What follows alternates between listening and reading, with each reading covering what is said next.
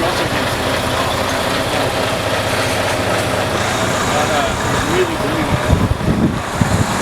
But really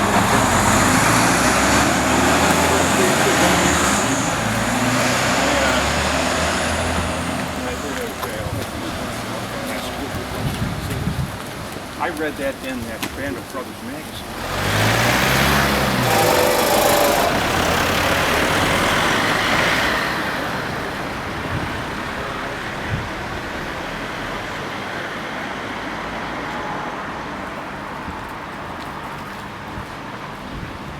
Company, and along the way other stragglers join too. So when he moves into the area where 506th Easy Company is assembled, it's about 50 men, but only 11 of them, less than 11, about 6 of them are from his company. Now, as I talked yesterday, as we were coming from the ferry landing, you can see the road is obviously not very visible for anybody that lands in either field on either side.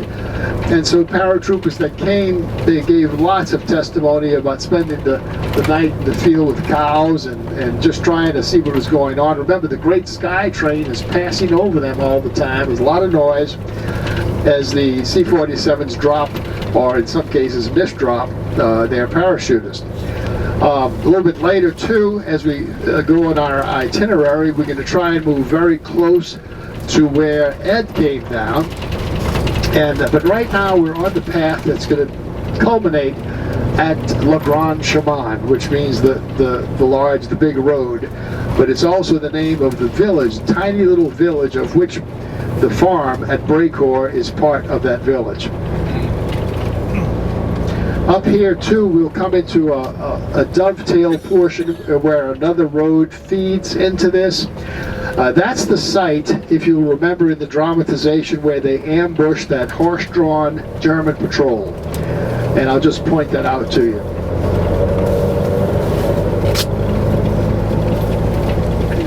The Utah Beach Museum, along with preserved over there, is a photograph of the trench line with the 105mm guns in it, and also they have managed to salvage a portion of the barrel of one of them that was blown apart by Winters and his people with the TNT explosives.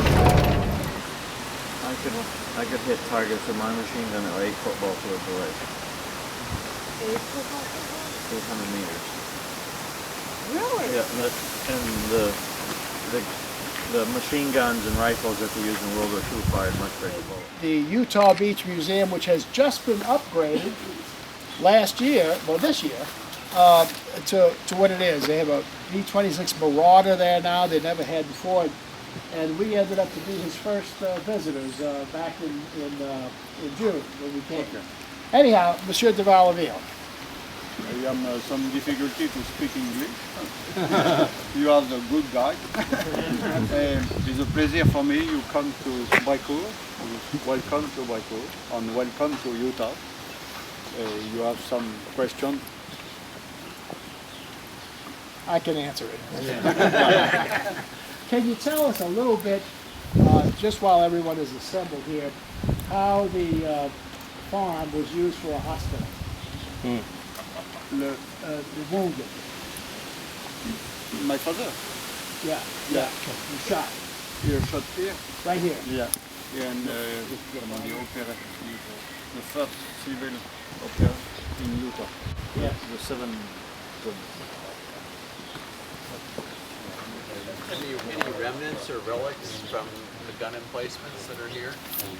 The barrel is at Not on no tree, only put behind the tree. The barrel is in a display in Utah Beach, one of the destroyed barrels. But I always tell this story too. Back, I guess maybe 1994, Dick Winters was here and in the field with Malarkey, and anyhow, Mr. Winters had asked Monsieur de Vallaville what kind of damage it was to the house, and well, some broken windows and things like that from mortars. And Malarkey, of course, was a mortarman. So as Malarkey was approaching, Winter said, Malarkey, Monsieur de Valville would like to talk to you.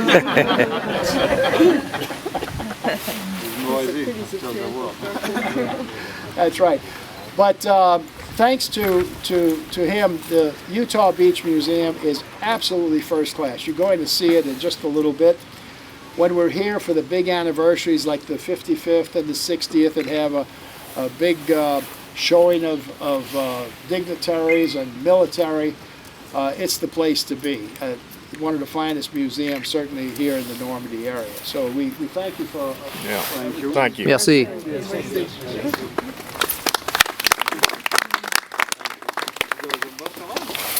He turned around and he's back over there. We're going to walk back and go in.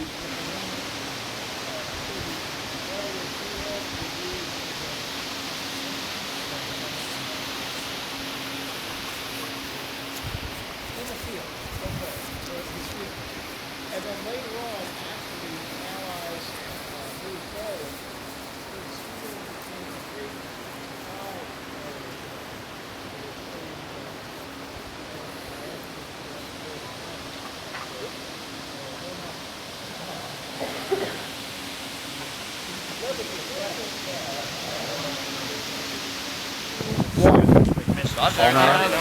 in a row, and there's a zigzag trench that kind of is a communication trench that connects them. The attack comes from this way, and they just roll up the guns, 1, 2, 3, and then Spears comes to take gun number 4. But it's all in that, and they're all firing at Utah Beach, which is only 2 miles away. Which direction? Straight out here. Just like the guns would be in there, that's how they're shooting. can shoot 2 more. Machine guns and other infantry are in some satellite positions in that back tree line, and as they become aware that the attack is taking place, they train their guns to try and help out. Initially, they're actually shooting on their own people. Later on, well, they do a little bit of damage, but not a whole lot. Hall is shot going into one of the bunkers, and that fella that crawls out of the field wondering where battalion headquarters is shot through the head. Other than that, there's wounds, Popeye shot through the buttocks, all that sort of thing. Doesn't Spears lose a minute? No. Coming in here? No. But we don't know that theory about the frontal attack. And I have a feeling it didn't happen. I don't know. Now later, didn't Winters direct some tanks in to fire? Tanks came in later, yeah. Fired on where the Germans were? Right. They came in. That tree line? Yeah, that tree line over there. Over there? Yeah. They shot half of captured the other half? 20, they shot 20 and captured about 10, but the rest of them... I was telling someone that... horses. Oh yeah, they have sulky racing is big down here. They have tracks all over the place. You'll see them training out here. That's why all those thoroughbreds in the pasture. Yeah.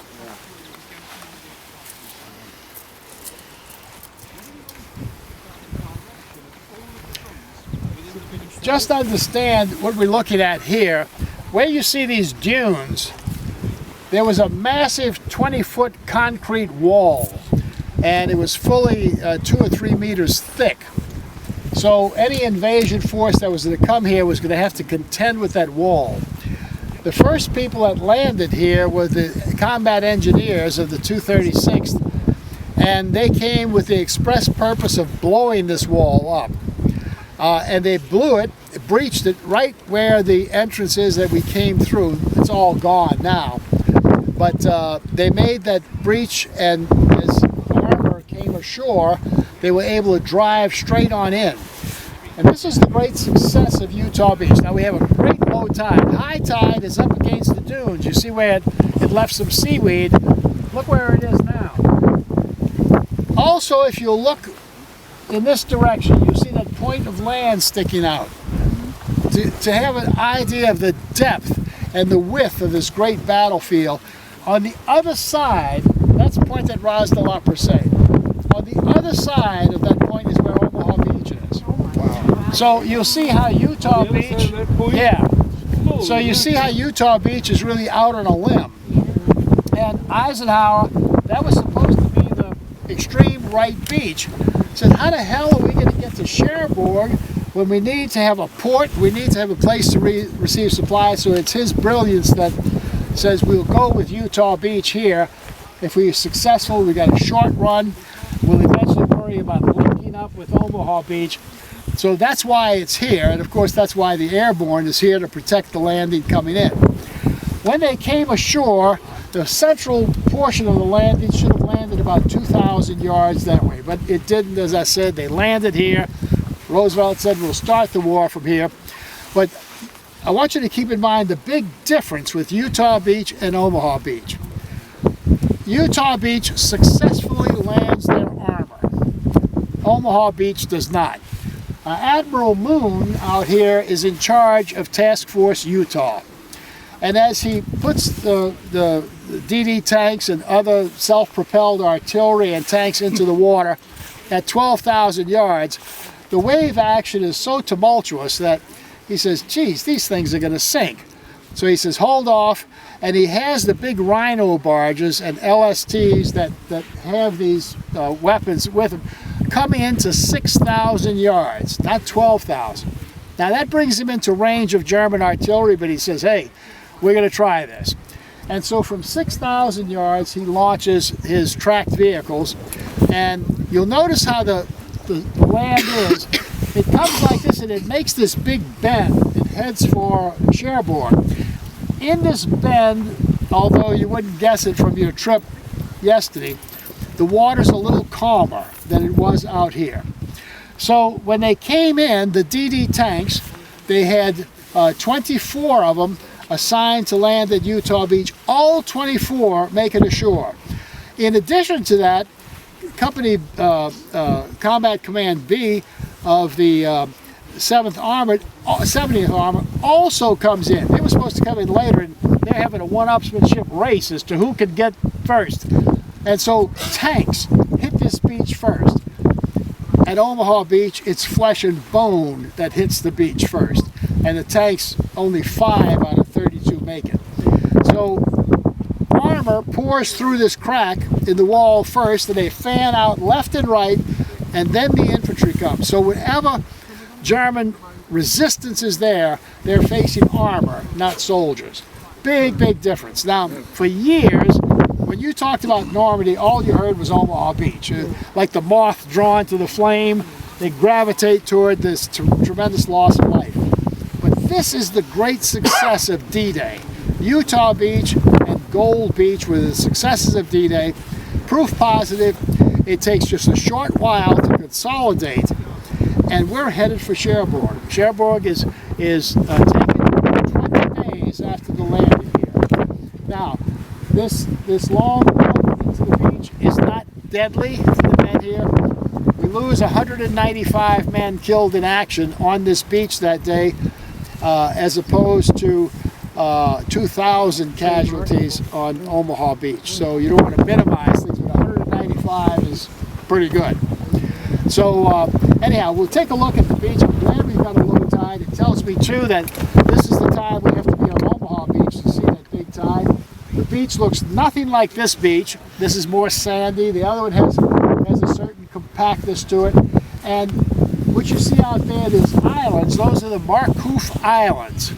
They were also occupied by Germans, and they said, fine, let the Germans stay out there. They'll die in the vine. So we never did go take that. The Germans were there at the end of the war. So Utah Beach, the great piercing of the wall, armor through, and by 2 o'clock in the afternoon, the lead elements of 4th Division are going up that incline that we came down, and at the top of that incline is a German paratrooper. His name was LeGrand Johnson, and he sees this young 4th Division lieutenant, and he says, hey, how's it going, Sergeant? He says, well, I don't know, I just got here. And he says, well, me too. And that link up is the great success of the airborne sealing off the roads, and now 4th Division has linked up with the beach this way. Let me show you why.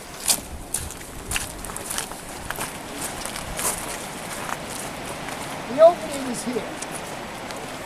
That gun is aimed down the beach. Its sister gun is in that casement right there. You see below us? He's not aimed this way. Both guns are aimed down the beach. Remember when we talked about weapons that were a threat to shipping, well, they're aimed out here. But this would be camouflaged. He's only firing down this beach. So what he's doing is called enfilade fire. That the long axis of the shooting zone lines up with the long axis of the target. The long axis of the target are the American soldiers coming like this. And this weapon is firing down the long axis. So if I miss, let's say, the group of men I'm actually shooting at, it doesn't really matter because it's going to get the next group that's further down, like a great parade. This Widerstand S-62 simply has responsibility here. Now, what's covering it and making it less vulnerable on that side? Well, maybe 61 is doing that. We're not quite sure. But we do know 62's main responsibility for the defense of Omaha Beach is to direct a massive amount of fire like this. Well, all 15 of them working in harmony, you end up having crisscross fire like this. The great windshield wipers, you know, that just is going to kill anything in sight. The weakness of a position like this is when one falls, you get one piece of the puzzle out. Well, now, okay, what about 61? 62 falls, there's no fire going this way. That's the weakness of any defensive. But while it's intact, it's really bad. So the two main check field guns here and at that below casement there are the business end of this position. All of these other things, those mortars, the men armed with their rifles, there's only 20 guys here. That's all to support the defense here. Now Gockel gives us his great testimony of being able to look and see the invasion coming, and he waits and he waits and he waits and he waits, and when that ramp goes down with his heavy Polish machine gun, he just mows them down. Eric Severlow, his good friend, is here also. Just jumping ahead, how many men of the 20 survived the assault on this position? Only 3. And he was one of them, and he eventually escaped back to Colleville. We're not going to go down to the beach here. We're going to go down to the beach at Widerstand Nest 72. But I do want to take you down to Gockel's position and to also show you a few other things that this position had. You see that bent over tree that's leaning way over to the right. Right next to it, you'll see some concrete sticking out. That was a forward observation post of a man who was controlling 105 millimeter artillery in a farm field back here. So you see he's got an amphitheater view, and he can call in artillery, not part of Widerstand S-62, but in general support. So this is really beaten here. 1st Infantry Division lands right here, right in front of the position to the left is Easy Red Sector. And you see that on your map. You can very easily line it up. Now, these 2 check field guns are just aim and shoot. And okay, now you've shot the round, maybe depress the barrel 1 click. You know, just up and down, just firing, firing, firing. And it's just raking this beach the entire length of it. If we go down, don't step off the edge here, go down that little incline, and we'll walk our furthest descent to Gockel's position. As you see, a part of it is collapsed from maybe bombardment, but that little narrow opening, the man up there with his radio or his field phone, he most likely had wire directly back to the supporting guns, he can look out, and he's been here so long, he knows this beach backward and forward. So he just watches where things are happening, calls in the particular concentration, number 25, fire for effect, 5 rounds, whatever. In 1964, on the 20th anniversary of the invasion, Ike came back here, and he was being escorted around and interviewed by Walter Cronkite. Remember I told you at Suffolk House, the only picture we ever have of Ike is on that 20th anniversary, sitting in a little bench in front of the great map. But they came here, it's really kind of a comical picture, and I have the video of it. Cronkite and Ike with their heads almost side by side in this little opening talking about D-Day. That particular place was just a forward observation post. There were many of them along the beach here to be able to add indirect fire from the hinterland to bring fire onto this beach. Now, when we come down here, that's the second casement. That holds the second 75 millimeter gun oriented to fire down that long axis. Let's walk down here. It gets a little slippery. But even so, even though we don't have a full beach, look at this lady walking out here, how tiny she is as she approaches the water's edge. You know what I don't understand? This doesn't look like a moonscape like on Utah. I don't see that many bomb craters. Oh, it's not. It's not. And remember, they came in just an hour before. Not like at Point Hawk. They didn't bomb in Point Hawk for 2 years. This was simply an hour before you had naval gunfire in air. And the reason for it, you didn't want to do that to alert the Germans that you were even thinking about landing here. Well, I can understand that to a point that once they're on the landing craft, coming with, say, 100 yards to the beach, they could have bombed the hell out of this place. Well, they did. Until they got to the beach, then they lifted the bomb. Right. And then remember, when airplanes are coming, you can't have naval gunfire.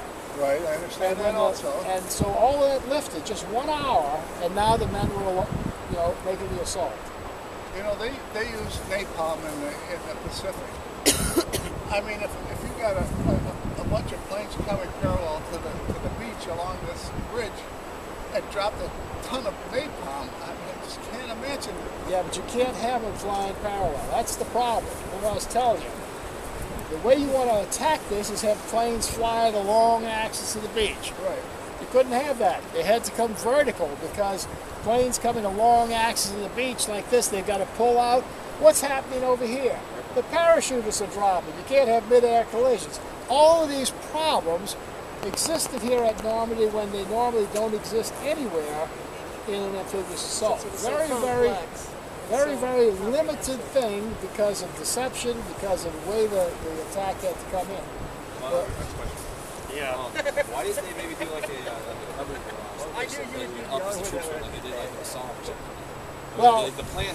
Yeah, and they did later on, but that requires your men on the ground now to have communications so you can look.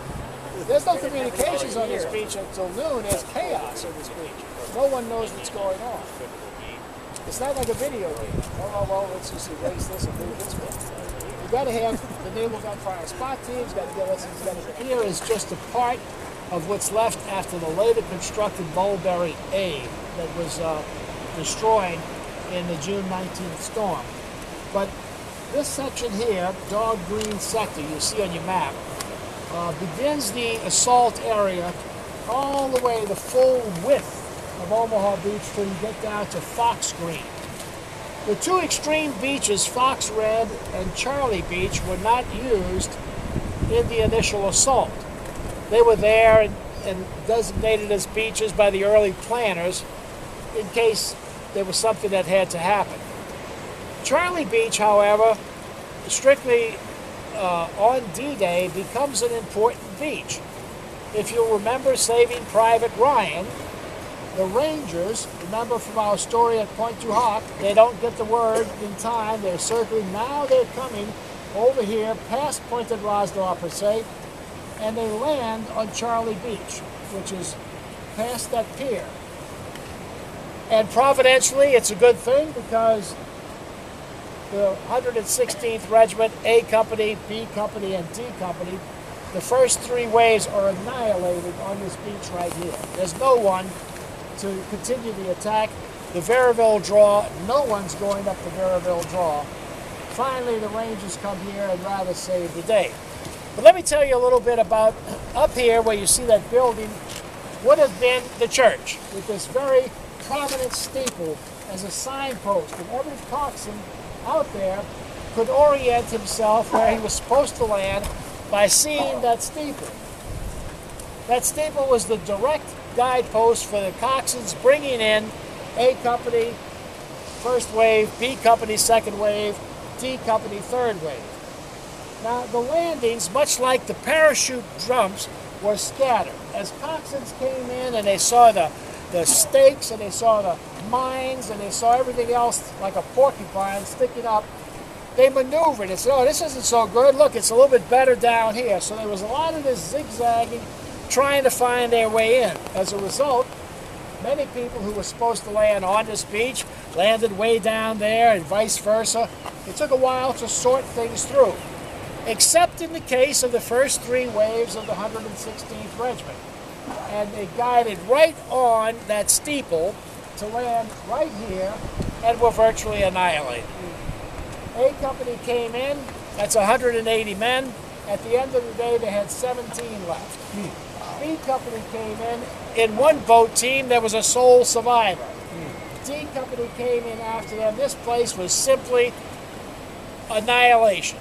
Bodies were here, tossed back and forth in the wash. One particular survivor, the executive officer of A Company, when I interviewed him, he says, Ron, I came ashore and I ran to the stone wall, which would have been right along here, not this wall. He says, and I went, where is A Company? He says, and when I got to the wall, I turned back and I could see where A Company was. They were being tossed in the surf. They were dead. So this becomes a very, very dangerous place on D-Day because the attack force is wiped out. No one's going up that draw. There's nothing here to stop the Germans, and the reason why is, again, these Widerstand nests. And if you look on your map, you saw where we went and visited Gockel's Widerstand nest 62. Well, look on the other end of the beach and you see Widerstand nest 72, 73, 74. That's these 3 positions right here. You see this big stone casement that's got the grill over it? Yeah. That's a big gun sticking out. Look at the one right that we passed up here on our same level. Yeah. That's a big gun sticking out. And if you raise your eyes and look past that black hole in the side is another gun. The men who landed here all voted 15 years ago the deadliest gun on Omaha Beach on D-Day was 73, and that's that black hole in the side of the hill. Most likely killed more Americans than anybody on that day, and you'll see why. We'll visit that in a little bit. Well, notice the arrangement here. All of them are firing down this long axis of the beach. A blind man could shoot this. There's no missing. All you got to do is fire down the beach. You're going to hit something. In the case of the men coming here from the 116th Regiment, the annihilation is almost certain. On the other side of Pointe Gras de la Percée, while this is happening, the Rangers are assaulting Pointe du Hoc. Let's go down to the beach. You see Charlie Beach, and now we've got sheer rock cliffs, and the sheer rock cliffs go all the way to the Vere Estuary. There is no more place for a landing beach to the right of where I'm standing. This is the limits of an acceptable beach for an amphibious landing. The next beach is completely out of sight. It's on the other side of that high ground that disappears in the mist. That's Gold Beach, fully 20 miles away. So when this attack is going to go forward and branch out left and right, the left side of the American beach is reaching for that link up with Gold Beach. That's not going to happen for a few days. The right side is reaching for what? A link up with Pointe du Hoc. And past that, Utah Beach. That's not going to happen until the 12th of June. So you see how shaky this initial foothold was. Yeah, we made a little toe hole here, a better one at Utah Beach, not so good at Juneau, a little bit better at Gold. But at the end of the first day, we've got a bare foothold, still very vulnerable, and had, let's say, Erwin Rommel had controlled the armor and could have unleashed it instead of waiting for Hitler to say, begin case yellow on June 8th, cancel case yellow on June 10th, things could have been quite different. Once it went past that 12 June where everything linked up, the final link up at Carentan with Utah and Omaha, the die was cast. There was no way for the Germans to kick us off. We were now one continuous front pouring in divisions and divisions and divisions behind them. They could have just as soon surrendered on that day, June 12th, as opposed to May the 8th, 1945. It was over. Enormous amount. Well, this one's destroyed. Mulberry Bee is at 50% capacity, means 25% of what I contended is here. Everything from now, then, until the end of the war is going to come through Cherbourg and come through LSTs, bringing stuff here on these beaches. What did that mean? Translated, Ike, except for the very first day of the war, never could fight the two armies together. He could never fight the British and the Americans side by side. There simply were not enough supplies. When did they start putting those mulberries together? How soon after the initial? Good question. When did they start? Remember this, these big Phoenix caissons, it's a Herculean task, one of the great wonders of the world. They built 150 of these things in 149 days. Each of them weighing 6,000 tons. They were towed across by great big sea tugs and dropped into position on the 10th and 11th of June. They lasted exactly 1 week. And then Mother Nature said, I don't want these things here. Out it goes. Oh, really? They got washed away in a storm or whatever? Great Force 9 storm. 2 numbers worse than the storm that almost ruined Dina. What would they do? Did they replace them, or how did they? That's it. Just like I said, now LSTs are going to have to bring stuff in. That's. But you just said there's millions of tons came in on mulberries, I thought. Initially. While they were working. No. Until they got washed away? No, they repeat. The mulberries were supposed to have the throughput of the port of Dover. Yeah. That didn't work. The storm destroyed it all. So from then on, from that day, everything had to come through the port of Cherbourg and through LSTs, bringing whatever they could in on these beaches. As a result, Eisenhower could only fight one army at a time. The mulberries were for ships to unload out there. At deep water. But the mulberries never were. I thought the mulberries did work at some point. For 5 days. 5 days, and then they went out. Okay. So they brought in a lot of stuff initially. Weather Channel is not here then. Now what we're going to do is we're going to work our way to this ramp. You see where those 2 people are standing? If you get there ahead of me, stop in that little parking lot, little area. We're going to talk about Venus Stand Nest 73 and then walk up to it if you care to.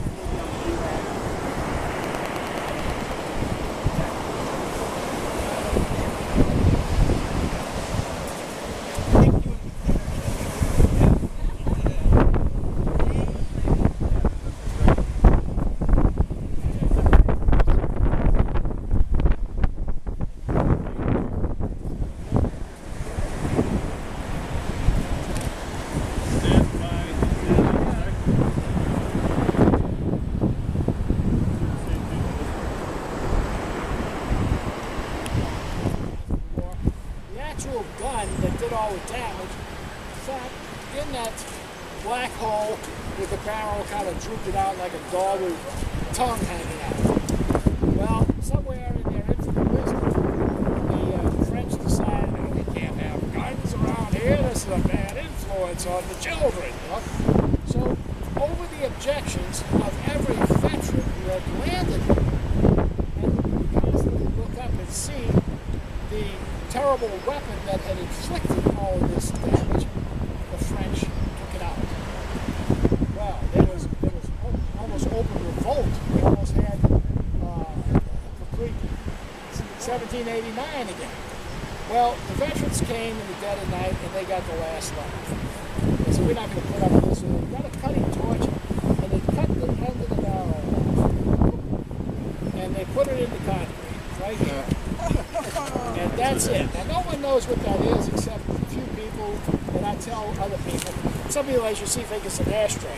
Yeah, but it is, in fact, the muzzle suppressor of that deadly 100.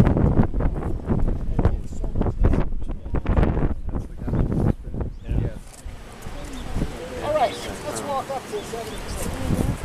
Hey, Mark. Just a little brief layout of what's happening here. this is the central plaza area. This is the great allegorical figure. You see youth rising from the waves.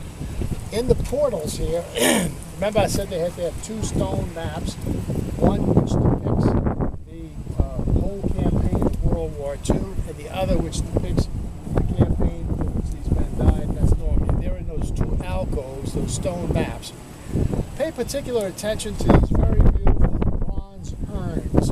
They were carved by an Italian artisan showing the life of a soldier. You see the soldier falling from his horse. On the other side, how the war affects the women and the children who are left behind. Very, very beautiful. And then in this arched wall behind, what you see here, is the names commemorating the missing in action, still missing. If you examine that and you happen to see a little medallion next to that name, that means somewhere along the line they found him. And so he's taken off of those rolls. So take some pictures here. It really is beautiful. I have right now about 10 after 11. Why don't you take about 15 minutes and just join me right over under this tree, and we'll walk a kind of a pre-selected route that will show you some very interesting things. And just meet me right over here at what is that, 25 after. Important place, a very special place.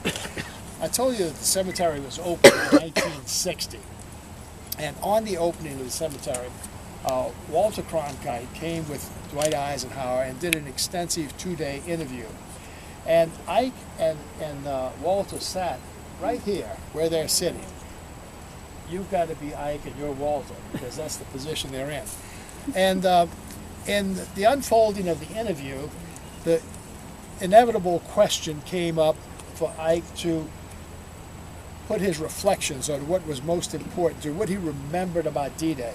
And his answer has always struck me as typically Eisenhower.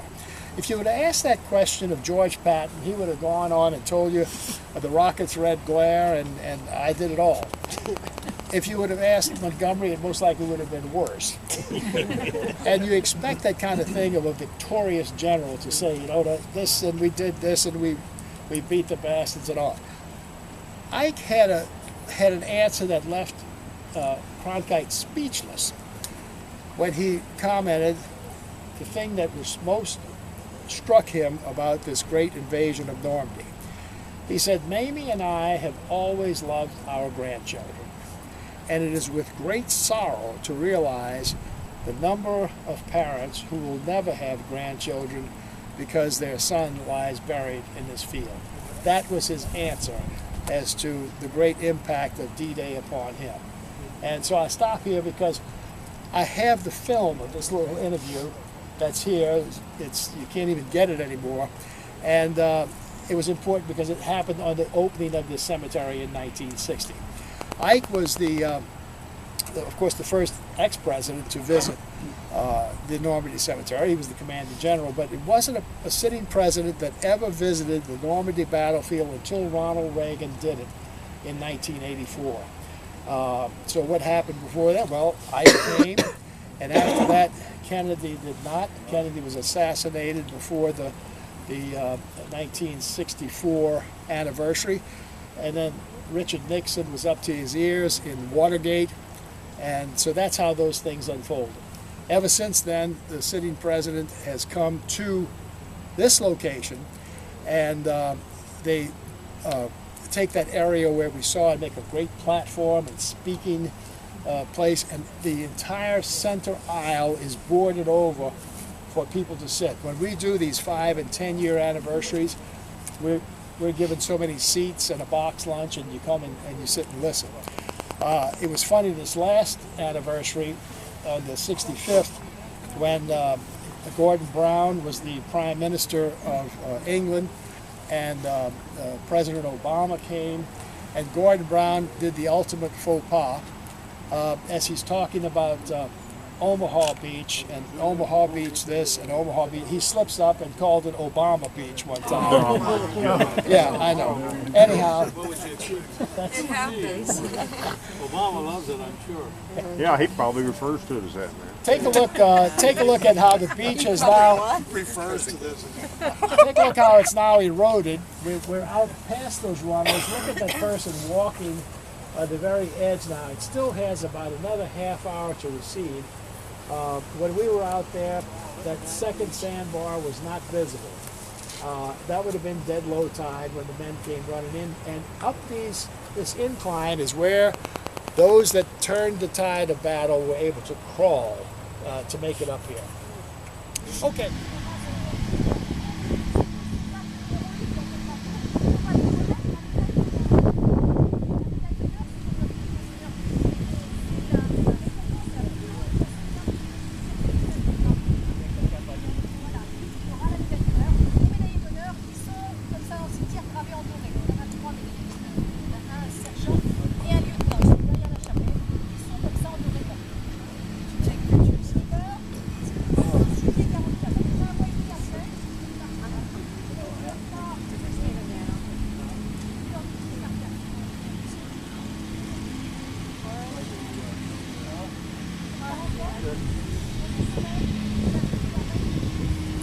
The Band of Brothers received such acclaim and why it was heralded as a great American heritage movie is because of Saving Private Ryan.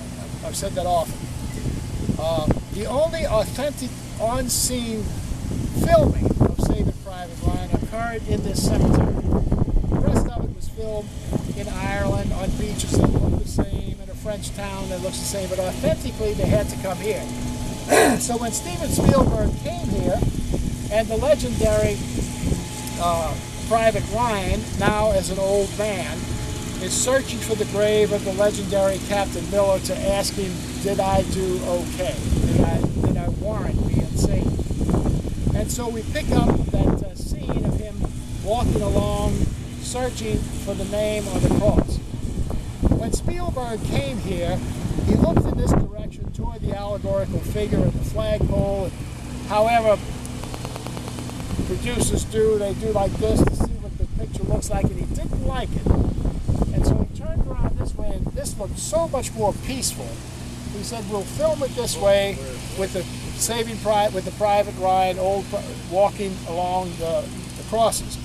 And what we'll do is we'll have a false cross made with Captain Miller, and we'll just pull one of the crosses out and temporarily put the new one in so that the film. And so the people here said yes, and then you can have visitors at Leavenworth as soon as you do that. So what they were forced to do was to make a veneer of stone, just like this, and slip it in front of the legitimate name, and that became how it was identified. And you notice he finally finds Captain Miller's name and kneels down and he's crying. And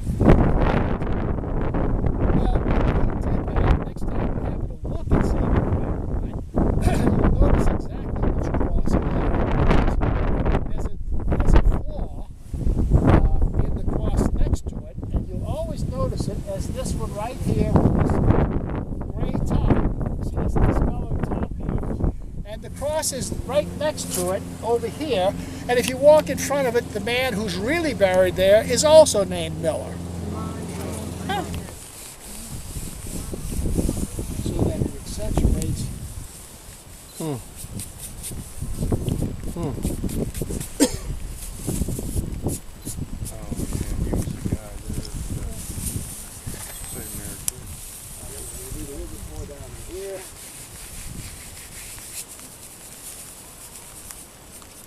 That's good.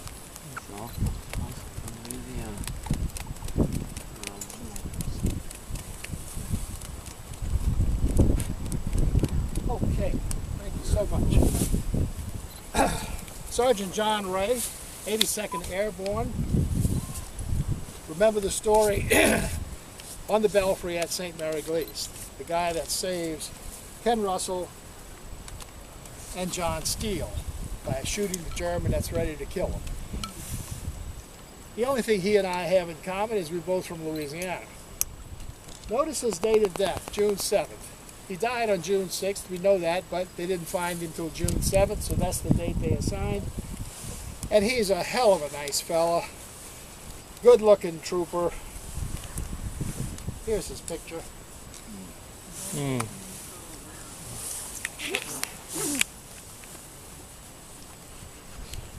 That may not stay, I'll just hold it.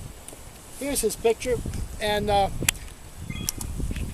only reason we know anything about him is because of Ken Russell. Ken Russell, that fraudulent enlistee who came down, took out an anti-aircraft position, ambushed the bicycle patrol, and was a true hero hanging from that belfry, and owed John Ray his life. And when I interviewed him, he said just that. So I came to the cemetery with him, and we walked over here, and he stood in front, and he knelt down, and he prayed. And then he went behind the cross here, and he put money in the ground, in the back of the cross. And I said, Ken, what are you doing? He says, I owed the man some money. So he was paying him back. That's great. And so we continued that tradition. Let's see if we have anything from last time. Usually I beat the grave diggers. There we are. Yeah, we've got some stuff. And we continue this tradition of if they take it out, we put it back in. Anyhow, as time went on, I thought that this story was compelling. I wrote about it in both Voices of D-Day, 25 Yards of War, and Voices of Valor. About 6 or 7 years ago, yeah, that's good, you can put that. About 6 or 7 years ago, we got a call from a lady by the name of Paula Guidry who said, I'd like to take your D-Day to the Rhine trip, and we always ask anyone who calls, did you have a relative that fought there? She says, well, yes, I did. My husband did. My husband died there. What was your husband's name? His name was Sergeant John Ray. You most likely don't know anything about him. Well, most everybody knew nothing about him. We knew something about him because of Ken Russell. A quick question, was this John Ray from Louisiana? Her name, of course, was Paula Guidry. That was a second marriage. She had had 3 daughters with that second marriage. They were only married a couple of weeks when he went off in 1942 with the promise that, well, when the war's end, I'll be home and we can continue with our life. And of course, he dies that very day that he jumps in. So we said, yes, indeed, we do know who he is, and started to tell her what she didn't know. She had no idea how he came to his end, where he was, and I instantly called Ken Russell. I said, Ken, you're not going to believe, well, he joined us over here. We had a group about this size, and Paula Guidry stood just a little bitty short thing. She was no taller than Nick. And she said, I'm going to come and visit myself. And we said, fine, can we come with you? She says, I don't know if I can handle that. But over a few days, we all got to be her friends. She said, yeah, I want you all here. So she had a big bouquet of flowers and her little raincoat, and she stood right here where Dory's standing. And we all were around, and she came forward and she knelt in front of his grave, really clunk, knelt, and put her right hand on this transept of the cross where she knelt in front and said, I finally come. Talking to this, well, none of us had a dry eye in the house. I couldn't handle it anymore. And for those who handled it the first time, her second sentence did everybody in. And the second sentence was to point to the cross and said, you promised you would come home. And we were through. You know. Well, anyhow, she laid her flowers. Ken Russell had her by the arm, and we did our little ceremony here.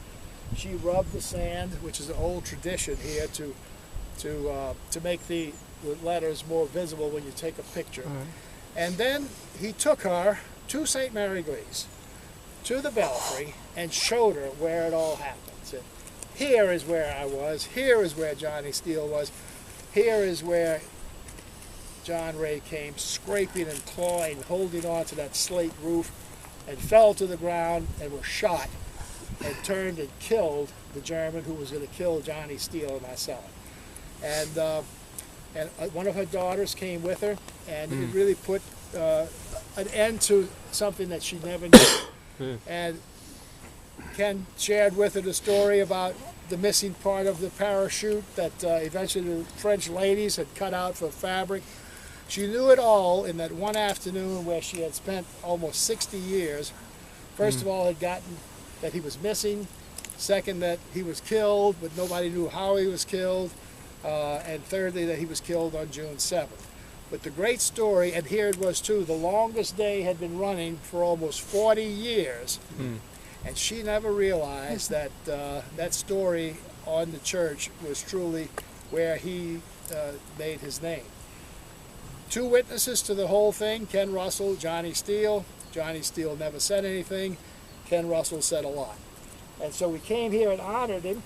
And I think now that except for Teddy Roosevelt's grave over there, I think he's the most visited grave in this cemetery because every year I bring 200 people here. And he lay here for almost over 50 years with nobody coming to see him. So it's always a great tribute. She provided me this picture of him when I wrote about his escapades in the children's book for National Geographic. She also provided a color picture very similar to this of him holding his little dachshund dog, which is really appealing to the children. So anyhow, I'm going to pass this around a bit. Take a look at a real friendly face, a lovable guy, a lot too, and who we never knew anything about until we came here and met his Ken Russell, who told us what he did. If you followed your path down the canal, you'll run into the England Channel. The parallel waterway is 400 yards this way. Behind those trees is the Orne River. Sword Beach is on that side. So the attack is going to be coming up this way, 2 miles. The British are going to try and seize this as an isolated Alamo in the meantime. Now, how are they going to do this? They're going to come in these gliders. 3 of them assigned to take this bridge, 3 of them assigned to take the bridge that's 400 yards away. The one 400 yards away is just a flat bridge, not a big cantilevered bridge like this that could have traffic, but both of them important because you see it crosses over into the Ronville Plain. British 6th Airborne's dropping over there. Ike said, protect my flank because the invasion is coming. This is the extreme edge of the Normandy invasion. So they can drop almost parachutist on the Ronville Plain. They've got their back to the water. There's no escape. So if they start getting overwhelmed, they're not going to have a back door to run over and back into the previous assault area. That's why these 2 bridges needed to be seized intact. Now the code word, if they got here and seized this bridge intact, was to be ham. And if they seized that bridge to be intact, it was going to be jam. If they seized both of them, it was going to be ham and jam. And that became a watchword for everybody in the attacking force, which was Company D of the Oxfordshire and Buckinghamshire group called Ox and Bucks. Company D, Ox and Bucks. Now, when they came on in, 3 gliders are going to try and get this little tiny. That's why they try to bring 3 of these massive gliders, hopefully close enough so that the nose of the first glider breaks through the barbed wire, and the men get out and come running up here and bump across and seize this bridge before the Germans have any inkling of what's going on. And worst is that if they have an inkling that these bridges are being taken, they're going to blow them up. Second thing, same thing on the other end. So when they come here, they're going to be released by these Halifax bombers that are towing them, not right here over the area, 10 miles that way, over the town of Tours. As the tows go across the French coastline, they release down those great spirals circling, coming over like a vulture, looking for silver streams in the moonlight. Now this is a lot of flying. Here's an aircraft with no engine, and it's got nothing to stop it, and it's got two pilots that have a stopwatch and a Boy Scout compass. And the co-pilot is flying upwind, or the pilot's flying upwind, crosswind, and downwind ways. The only way he can make it he can't fly connected to it. He's got a circle as he catches the upwind, spiraling out. So he's got 10 miles here, hopefully find the thing in the night, and land in that little bitty field that you see right there. And the more you talk about this, the more impossible this is. And I'm not an anybody here's an aviator. We got plenty of aviators. You see what I'm talking about here? You wouldn't want to do that with a helicopter. So What altitude? they had 6,000 feet. So when they began doing it, they had practiced this thing 42 times over and it was 5, 4, 3, 2, 1, right turn, whatever, 19, 18, left full turn, and extended these great spirals. When Jim Waller and Bob Ainsworthy, who were the pilot and co-pilot of rider number 1 with John Howard, when they got close here, Walwick saw the reflection of the water. And he saw that second reflection of the water. He knew exactly where he was. The heck was flying by the stopwatch anymore. He went around that way and made his approach, coming in right as we were looking for him. Coming toward us. Coming directly toward us. Now, just like at Omaha Beach, there is no foliage. The Germans had kept it all burned off. Everything is exactly as it was, except no foliage. That little pond right there, the big canal, the Gondry Cafe, and the bridge.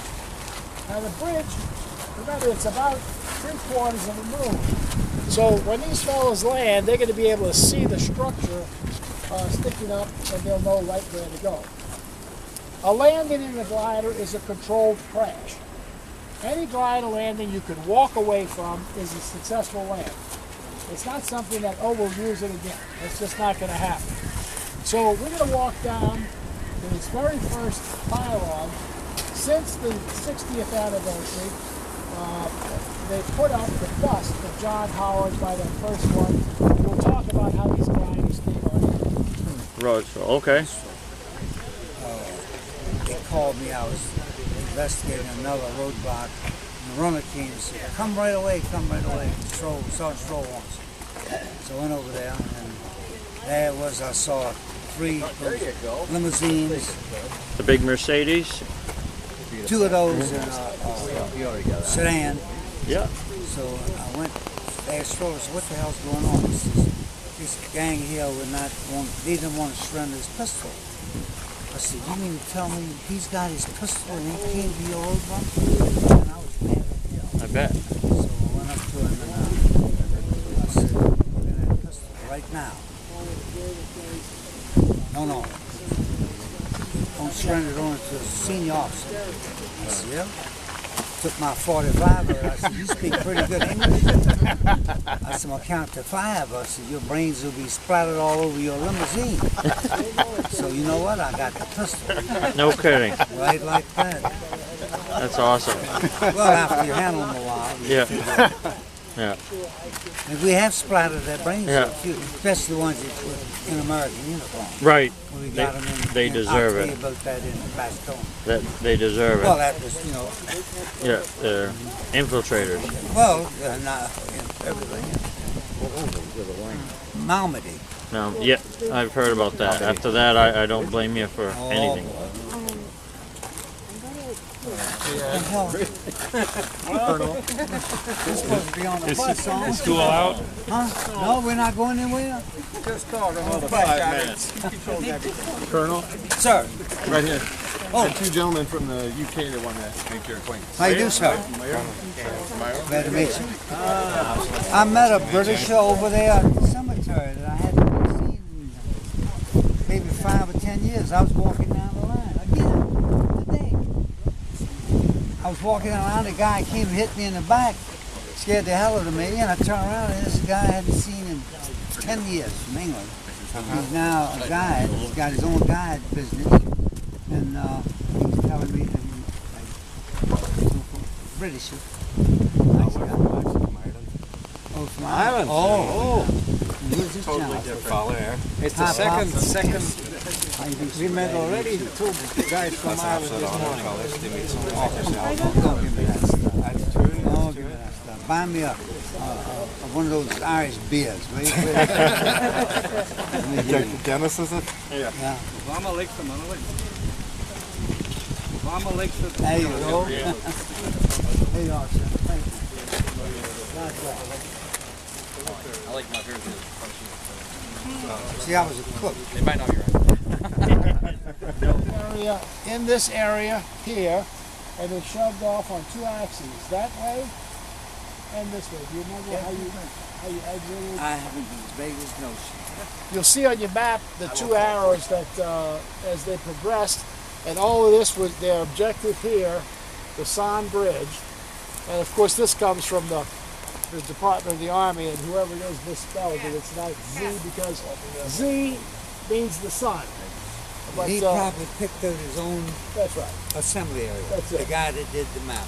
Anyhow, that's the axis, and you'll see that in hundreds of yards, this here is 2,000 yards, and 2,000 yards is about 2,500 each way to reach the Wilhelmina Canal.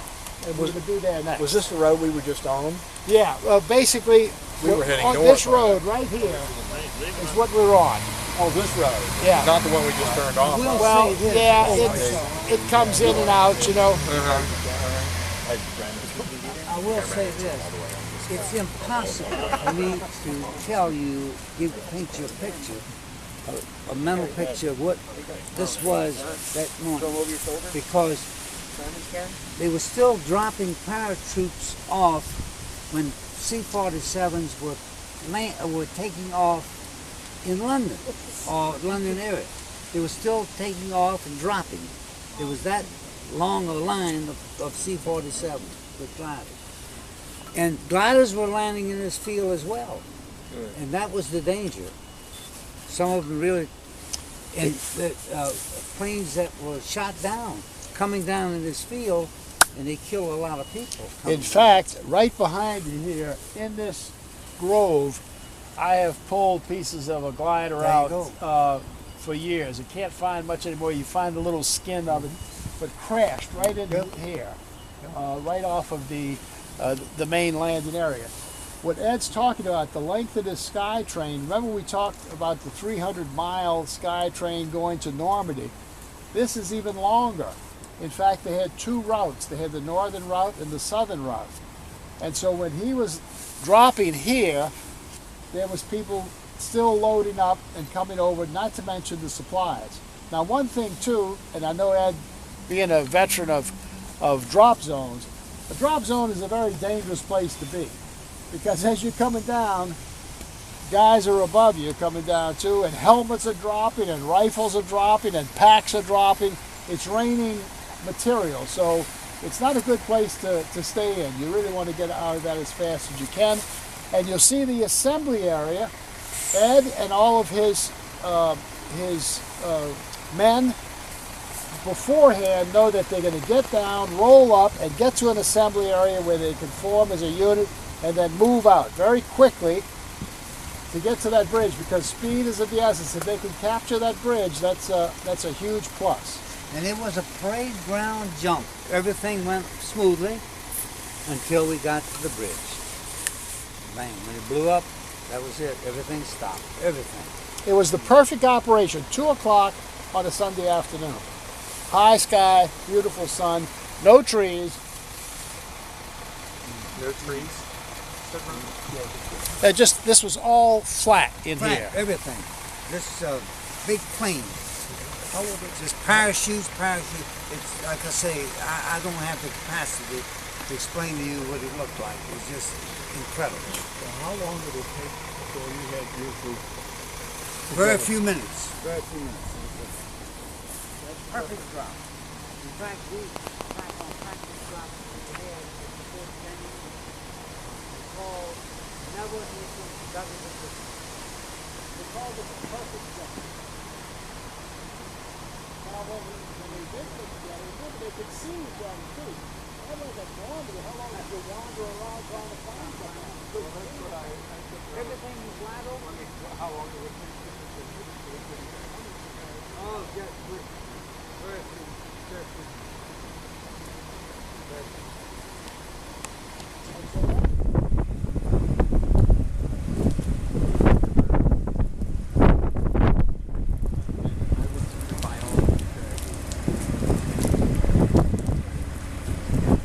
Yeah, you know, you're right. Maybe it didn't go much higher. Where it's approaching the top of the track now.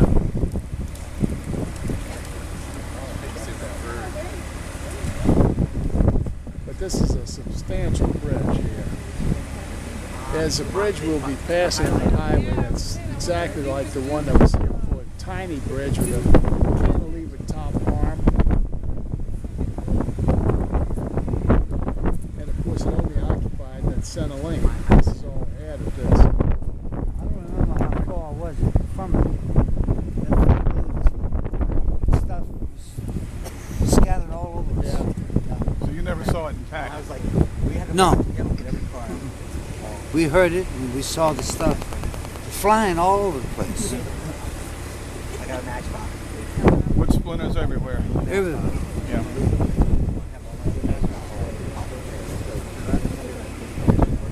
That one is pulled out, and that is on the threshold of my house. Whatever I was turning the hamburgers with to my other grandson, and I went into the phone, answered the phone, I said, hello, and so forth. And he said, are you Ed James? I said, yes. He says, I've been looking for you for 50 years. I said, damn, I didn't realize I was lost that long. I thought someone just put me on. And he said, I'm not kidding, mister. He said, I said, well, what do you want? He said, I want to call you. I've been trying to find you to thank you for saving my life. And then, of course, I said, what the hell are you talking about? He said, I was on your boat coming across the Rhine in 1944, September. I said, mister, I think you got the wrong guy. I said, you sound like an American. He said, I am an American. I said, I know damn well you got the wrong guy because I didn't have any Americans, I had British people. He said, oh no, you had four, we had four altogether, you had two of them in your boat. We were flyers that were shot down. The Dutch people got us before the Germans hit us out and put us with the soldiers knowing that we won't get across. We invited him immediately at our convention. This was July at the cookout. I had a convention in Norfolk, Virginia that October. I said, mister, you are invited. We'll pay for everything except your flight in. And he says, I would love to come, but I'm dying. He said, I'm dying of leukemia. He died a month later, but he did send me all the information, and they had papers written about his story and so forth and so on. So I thought that was quite unique. Thank you.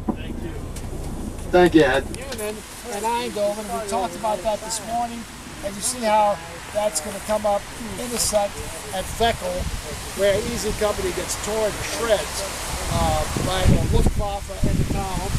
And up ahead, watching all this at Union, is Dick Winters and Lewis Nixon and Harry Welch. So then this passes about the line of demarcation for 82nd Airborne, and 82nd Airborne has had great success. Captain Thompson here has seized this bridge intact. We were discussing just a second ago if they'd ever blown this bridge, and no Bailey Bridge gonna fix this. This is lights out. They also are earmarked to capture this bridge at Nijmegen. This turns out to be a real hard cookie because Nijmegen's a pretty big city, and the Germans are there in force, and elements of the 2nd SS Panzer Division are there, along as an arm. So you see how it works this way. Now they did not go straight from Grave to Nijmegen because there was a small bridge in here that had been destroyed So they had to loop around this way and come into Nijmegen from the east. Once they got to Nijmegen, you saw the difficulty of taking that bridge is finally conquered by E&F Company of the 504th. That paddle, that terrible paddle across, is 50 men killed in that. And they eventually paddle from downriver and come up the other side and take the north end. And 30 Corps again can move forward, and they don't just stop here, they work their way all the way to Elst. You see Elst here? That's just a tantalizing 2 miles from Arnhem, and they can't go another inch forward. The Germans have shut this down. So the operation stops here. Arnhem is looted. The Germans control this area. They stopped this break-in through the back door, which would put the army in the Ruhr section. But the one thing about it is from here on down, Holland is liberated. That land has never gotten back. And what we're going to talk about tomorrow, and talking about being on the island, a lot of times people have a difficulty. What is the island? The island is in fact this 3-sided thing that's the road going past Nijmegen, the lower banks of the Niederrhein, the banks of the wall where they almost come together. This area is the island, and that's where the attack's going to take place. We'll look at tomorrow, where the Germans are trying to come back and launch a massive attack to recapture this land. You don't really get the sense of that when you're looking at the dramatization, but this is an effort saying, hey, wait, we're not just giving up so easy. We control Arnhem. We want to push you back here and maybe push you further. So it's a great map. Get a good picture of it. I wish I had this in the map book, and maybe I should take a picture and print it. But a good look at Hell's Highway. Hell's Highway is this purple line all the way up. The crossroads is here. It's a little offset. Remember, we came up this road that's a little offset from the road that goes down to the stone factory, but it's close enough to be a crossroads. The dike being the other east-west, and the broken road being north-south. Over here, you'll see that clump of trees, and that's Randwick. That's where Dick Winters' headquarters is. And along this dike on the other side are patrols, especially at night, because you just can't cover this full expanse. And it is one of those patrols that Jim Alley is on that comes up that road, and they come and poke their head just across the top of the dike, and the Germans see him, throw grenades, open up, and Jim Alley is seriously wounded, and they drag him back, this 4 or 5 man patrol, back to Randwick. And as soon as they get him there, the great commotion takes place, and Winter says, what is it? He says, an ambush at the crossroads. Well, everybody knows where the crossroads is. They've been here for several days. They know the crossroads is right in front of the area where the windmill is. And Winters instantly gives the order to drop everything, weapons and ammunition only. And he takes a squad to see what's going on. And people say, well, that action, was that something that he had rehearsed? Well, yes, because remember, when you can't cover the line, you have to have something to react in case one of your patrols finds something, and indeed they did. So they come out of Randwick, and right about where there's a clump of trees, and Winters stops him there, and he comes on this side, crosses over on the dike, and he looks down the dike, and he can see these Germans silhouetted, not trying to hide, even less than that, they're firing. And they're standing there and bang, bang, bang, bang, down the axis this way. And one of his men that's with him said, what are they shooting at? And he says, I have no idea. Why are they shooting? So he decides to take a closer investigation. And then it's really well done tactically. Everyone goes over in a great squad rush. That's something that if you're crossing a danger area, you don't want to go one at a time because they'll pick you off one at a time. All the men go over at once.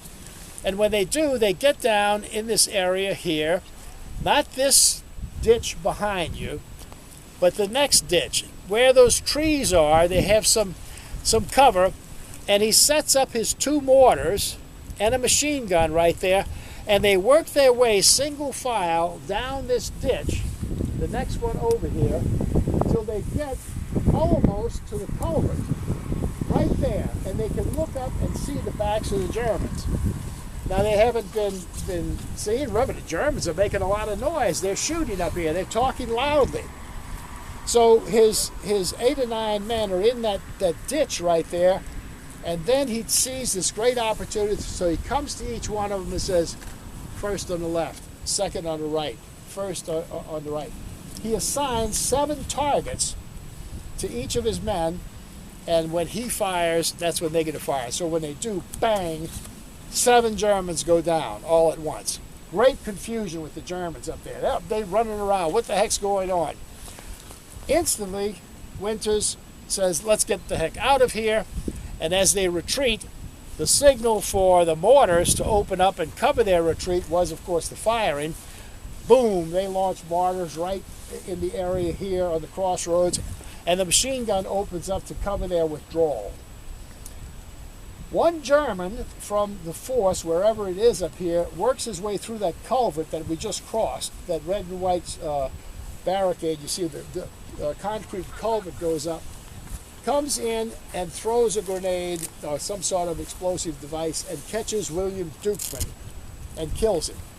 And of course he's not dead right off the bat, but they drag him out and they retreat back down that culvert, back to that grove of trees where it intersects with another ditch going this way, and there they are.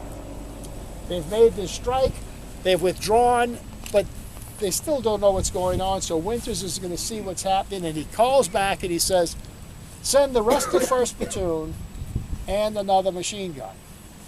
Well, a runner gets up, goes back, and right as daylight starting, here comes the whole reinforcement. So now they have the 2 machine guns and 30 men. They're sitting in that culvert watching this, see what's going on. They didn't want to leave, but now they're in exposed position because it's daylight, and if the Germans ever realize that they're in that ditch over there, it's easy to run down the dike, down the road, and flank them and encircle them and kill or capture all of them. So that's when he tells his man, says, what do you want to do? He says, we have no choice, and he backs off, and they all go back in that ditch, puts his map away, and he says, Lieutenant Peacock, take 10 along the dike. Talbot, take 10 along the opposite side. I'll take 10 down the middle. So it's this very great green racetrack that you see here. That's where they're going to come running, that 300 yards, whatever it is.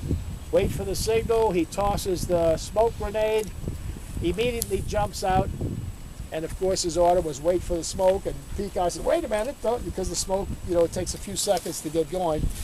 So Winters is, 20 yards, 25 yards in front of everybody, and he told the story many times. He says, that day was surreal. He says, it was as if everyone was moving in slow motion except me.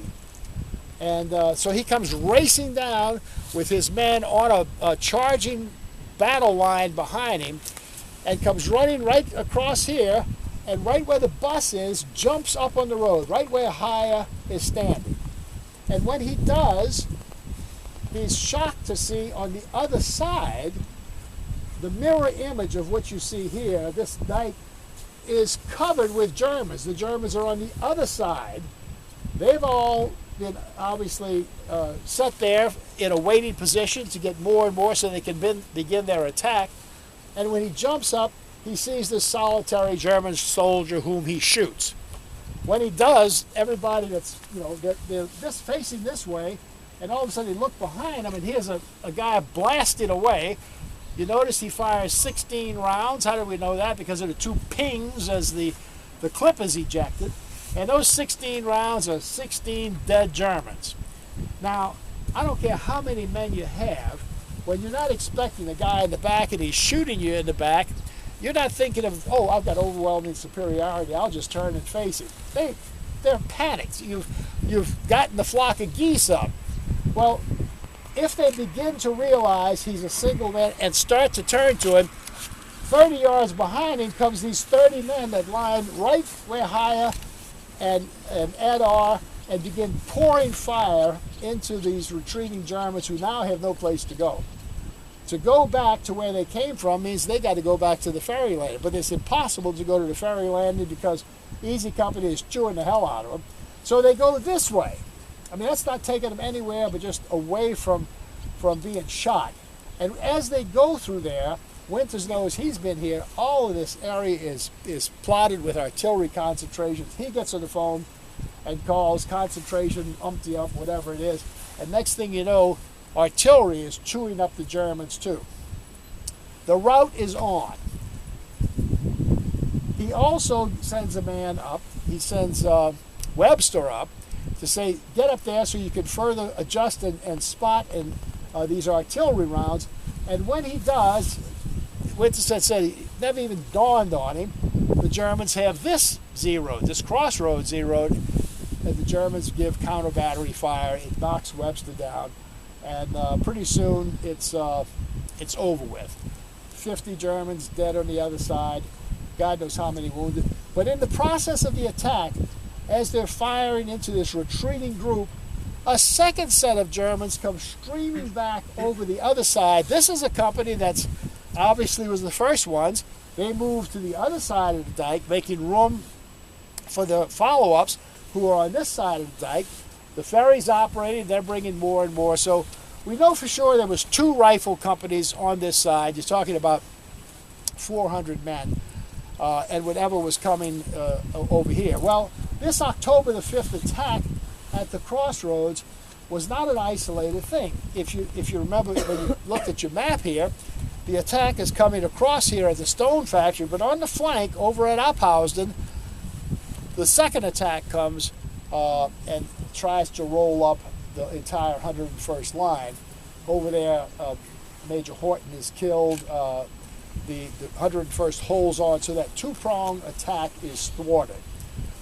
It's over with very, very quickly. The big lead-up was from the time he was here at night until the attack in the morning. And the Germans have failed. Whatever's over here now will have to, under cover of darkness, try and get back to their lines. But they're shot up very badly, plus some prisoners. With that dramatic attack, and you know, your mind can see those 30 men just running like a football field right down here, it brings to an end Dick Winters' command of Easy Company. After that happens, he's sent up to be the assistant battalion commander to give Major Horton a hand because, as Colonel Sink says, Major Horton needs a little help. And it was a great disappointment in Dick Winters' life. He spends the down here, the men that were going over, on patrol to rescue the Brits, they brought down the boats, and they also had a group of engineers with a number of other boats that went across to pick up the remainder of the Brits, because the ones that we went across would not carry all of them back. So they had a Boffer gun on the right of us, right of the bus, firing. You know, Boffer gun is a Swedish anti-aircraft gun, 37 millimeter, I believe. I'm not into aircraft guns, but I believe that's what it was. And they fired tracers about 3 or 4 nights directly across from here to the point of our leaving the shore to where we were supposed to contact the shore on the other side. That gave us a line. In other words, while we were rowing, we looked up above rather than across, and we picked up the line as we rowed, with the rowboats, with oars. We went across the river, and my job was the defensive position. I put Corporal Gordon on one machine gun, and I had Blackjack, boy, I'm losing it, but anyhow, his name was Blackjack. Melick, Yep, Mallet, you got it. Mallet. On the other, both machine gunners on about, I guess, 150 yards between them, and I had a sort of a circular defense. So if anyone came through there, picked us up, we would be able to cut them down with those machines. What the hell we would have done coming back across, I don't know. I haven't figured that one out yet, but we were very fortunate. It was God's will, I suppose, that we went across. We got the signal. The other officers went into the woods with the underground and picked up the Brits, brought them back. We put them on the boats, and my boats were the last ones to come back. And we withdrew the machine gun positions. My people got in the boat, came, not a shot was fired.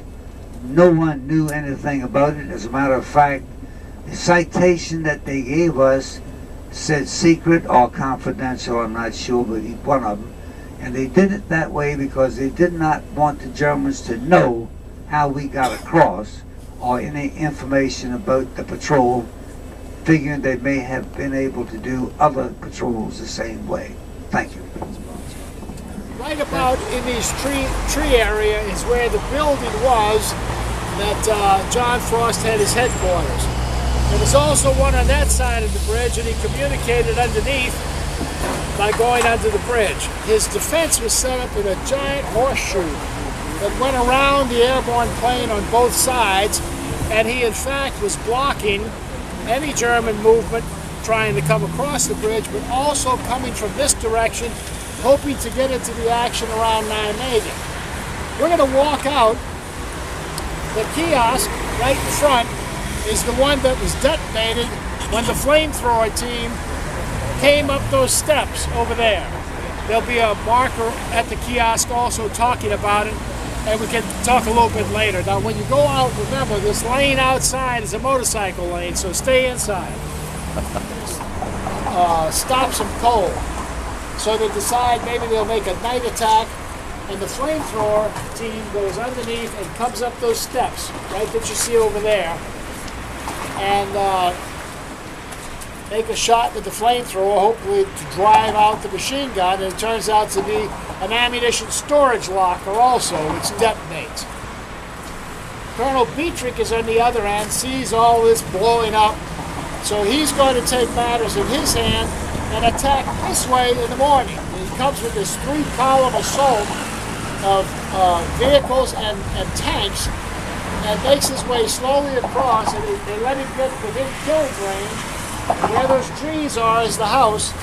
They open up and just destroy, you'll see it on the aerial photographs, about 20 vehicles litter the highway here. It becomes a Mexican standoff for a couple of days, but on that second day, a second German attack breaks through. They don't immediately defeat Frost, but the problem is that now there's a corridor open up, and German reinforcements can begin to come this way. He only lasts for 3 D+3, 4 days. He's out of ammunition, he's out of medical supplies, and he has to surrender. But the rest of the division is at Oosterbeek, 4 miles down the river here, and they're set up in this Alamo-style defense, hoping that 30 Corps will break through to them. Our stop this afternoon is at the Hartenstein Hotel, which is the building that was made so famous, and 3 different commanders occupied it in that week's time. And it's a great museum and a great display. Now when we leave here, we can do a couple of things.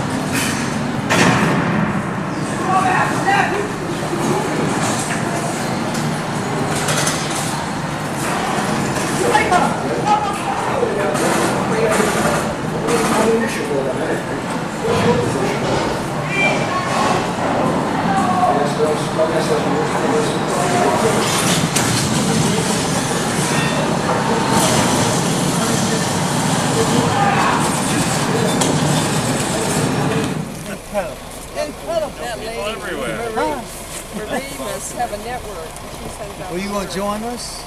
Okay, come on. I can't get over this. Oh my God. Oh boy. How's everybody? Well, we gotta go this way, yeah? Yeah. We go to the toilet. We are going to go to the toilet. Here? Over here? See? So how you been? You look good. You look healthy. Frank to hide from it. And Frank Doubles, who has adopted 3 graves, as a matter of fact, both here and at Henri Chapelle. So if I could, let me ask Peter to start off and tell us a little bit too about the origin of the cemetery, and then if you would finish up with how you got involved with the little group. Okay, we can also do the part of him doing by the grave. By the grave, yes. And I have the sand too. Yeah, and from Clinton. Yeah. A Dutchman. Okay. Good morning, everybody. Good morning. The weather is better than the last few days. I'm happy about it. This cemetery was built in 1944. It was from the 9th Army. And it was a very bad fall. A lot of rain. So they have to build a road from the highway into the cemetery. That needs more than 8 weeks because it was very wet, so it was farmland. So they need trees, rakes to make a road. When the road was finished, the bodies from Uitgenwald, one of the worst battlefields, coming into this area. So you see here a picture. The bodies coming in a line, and then an officer have to identify the bodies, name, rank, number, personal efforts, because that going back to the family, towels, Bibles. After the fall, we have a very hard winter. Very hard. You see it in the movie in Boston. 35 degrees below zero, so it is impossible to dig graves. So a lot of the bodies stay above the soil. Here you see some officers who looking at the bodies and the efforts. Yeah? Then you have the first plots was made here. It was in November 1944. In the beginning, we have more than 20,000 bodies over here going into the soil. And on every stage, there was always an officer who controlled everything on the cross, on the body, on the coffin, so that we know for sure that what was staying on the cross was in the coffin. That was very important.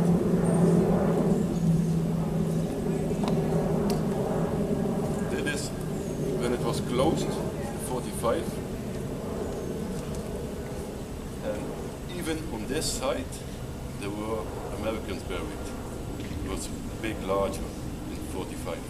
Because after, I think in 46, the government asked the Negro skin, do you want the bodies over here or going back to the States? So 66% going back to the States. So when you see that, you have to think about this. These are the people who was buried over here.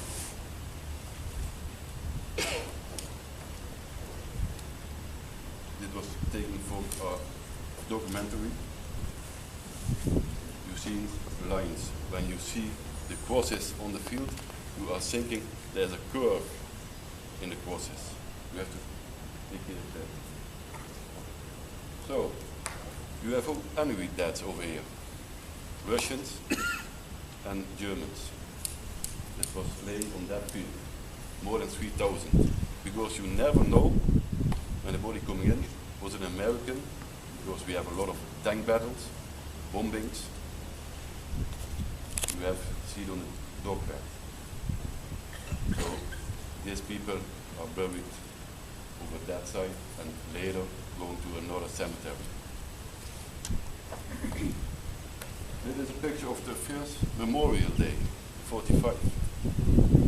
And all the people from Markwarten bringing flowers. And on every grave from the 20,000, there were flowers. More than 8 wagons of flowers, even in wartime.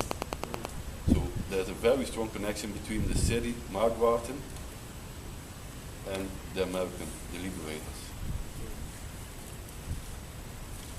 Even still, we have Memorial Days over here, and more than 10,000 people coming to visit that day.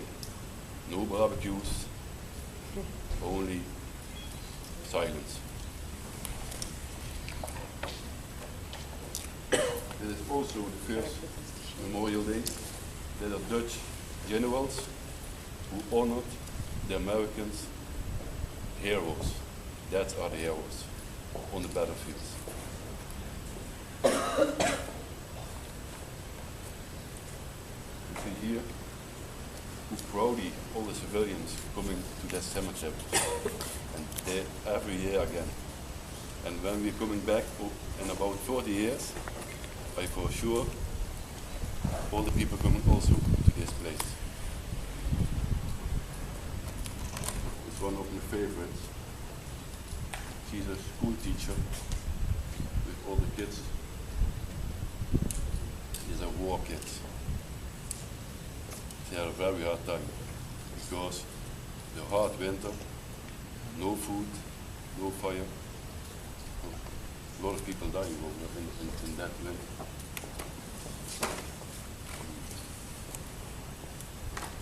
This is really touching. Little kid praying by a grave. You never know who it is.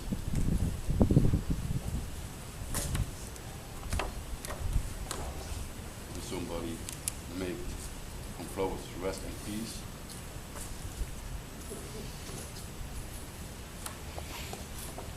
And maybe, yeah, you don't know it, but you lay in the hotel Mook van der Valk yesterday.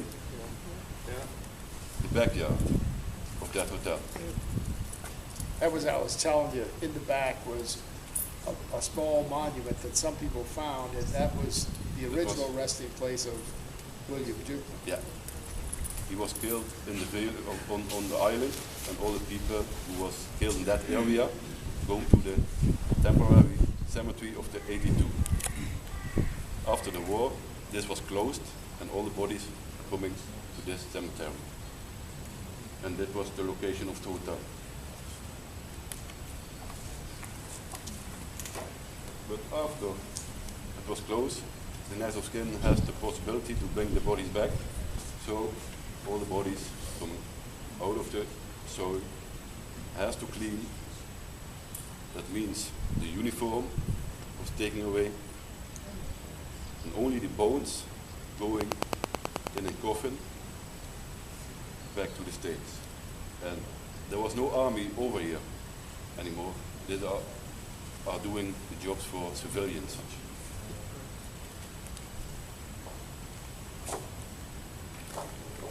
When they was clean, they come in a coffin with an American flag, go in a ship to Antwerp, and from Antwerp by ship to the States.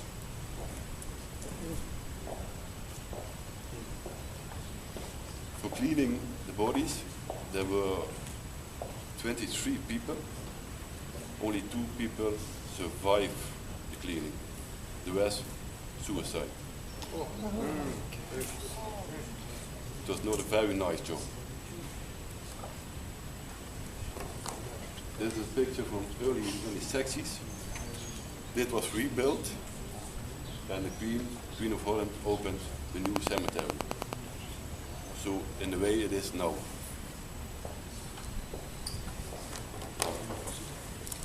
Even Wiesenthal was here and thanked the Jewish soldiers of the States. And now you heard the highest ranking, how do you see? There's a list of war criminals. Oh, yeah. The highest one is now a Dutch man. So. Bill didn't want to go to the graves. Maybe it was too emotional for him. But he was standing at the tower, and we were having a conversation with him, and suddenly an elderly lady turned up, and she went to Bill Garnier, and she said, "Well, thank you, you're one of my liberators." And they started having a conversation, and suddenly Bill asks her, "What is your age?" And she said, "Well, I'm 82 years old." And Bill said, "Well, I'm 82 years old too, where have you been?"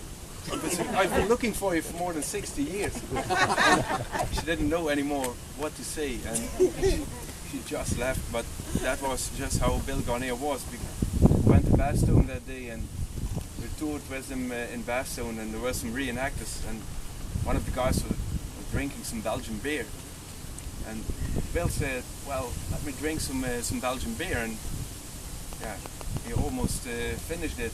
The first thing he said, "Well, that's crap," and the reenactor also just left at that moment. But he was, yeah, I don't know, I would say he was very honest. I don't have the picture for Robert, so I hope Peter... Yeah, he put it up there. Okay. Peter had it. Yeah. I know very little about the big picture. I was in on the little picture. I knew what I was supposed to do, and only a platoon leader. I was not the commander of anything except my platoon. We dropped off just about where we are right now off the trucks. We froze to death from Montmelon here in this open trucks.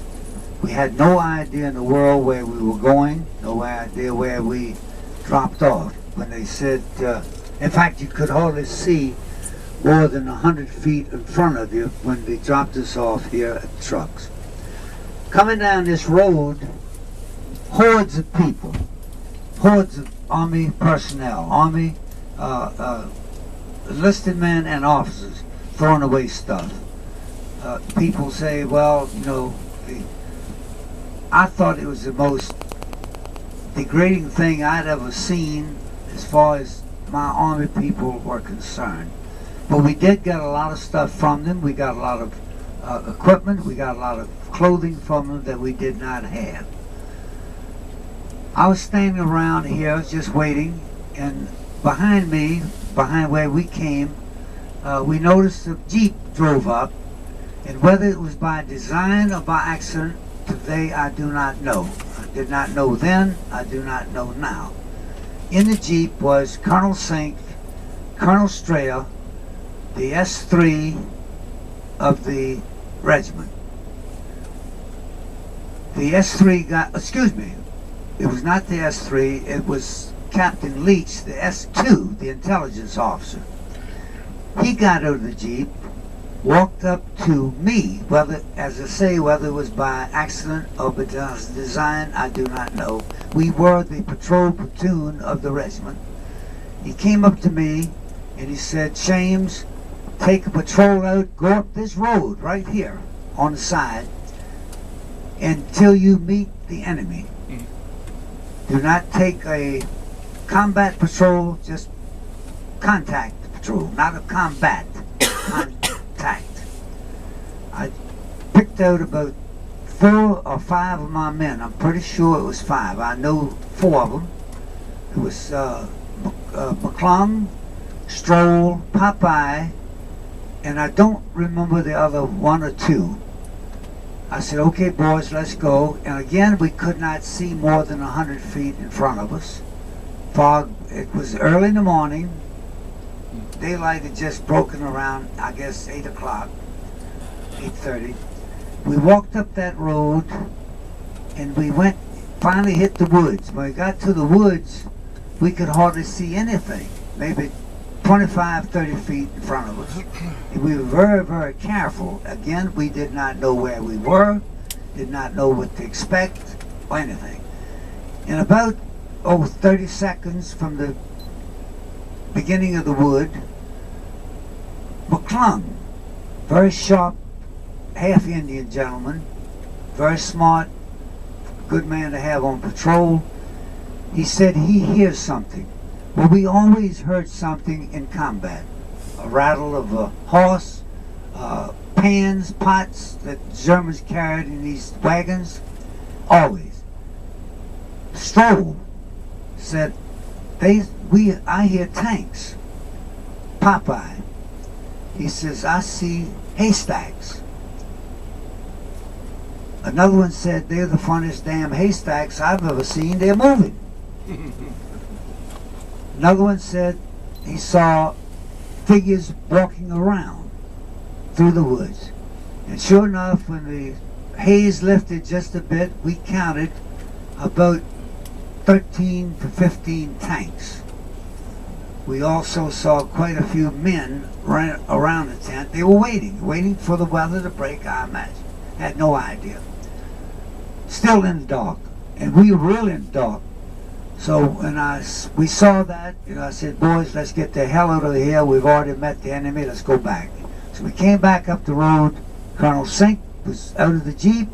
Colonel Strayer was out of the Jeep. Colonel Sink asked me what I saw. I told him.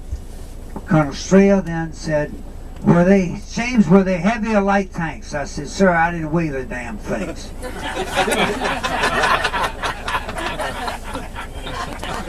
And then it started. We started to lay out where we were going to be, and that was the beginning of our escapade in the war. Thank you. Great.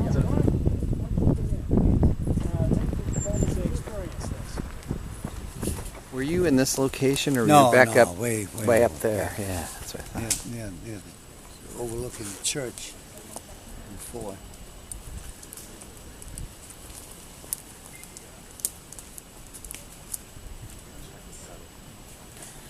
I went with Marion's husband. He had the museum, and they had a tour in the woods. They had the GI trucks. They loaded them on. Cost a bundle for these people. Went in there, and he asked me if I would go with this group that day. So I said, sure, I don't mind. I had nothing else to do. I was there visiting. So we got in the woods, and this guy was showing, he said, now, I'm going to show you, this is McClung's foxhole right here. And I swear, and I'm sitting back there listening. I said, what the hell is this guy talking about? I mean, he really... So I didn't say anything to them, and they wrote everything down and so forth. Yeah. They became the gospel. The gospel.